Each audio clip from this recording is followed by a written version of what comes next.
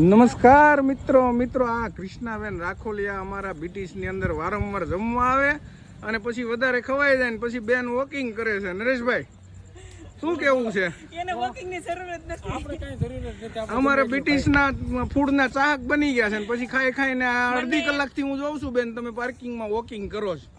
અવધ ને લક્ષ્મીનું બેનું ફૂડ પહેલા બહુ પસંદ હતું. એ બેને ભૂલી ગઈ હું હાવ ને બ્રિટિશનું ફૂડ મને એટલું ભાવે છે અને ખાસ એની સર્વિસ હસબન્ડના ફ્રેન્ડ્સ હોય એટલે નહીં પણ મને ફૂડ જ બહુ ભાવે છે. વધારે જમાઈ ગયું ને બેન.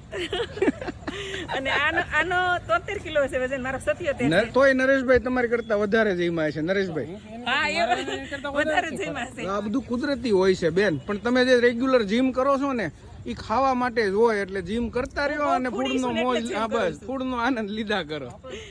અને અહીંનું ફૂડ બધું હાઇજેનિક અને એકદમ હેલ્ધી છે. એકાદી વાર તમે આવીને ટેસ્ટ કરો, ખાલી વખાણવા નેચરલ ફીલ કરો ને એકદમ tasty. Thank you so much.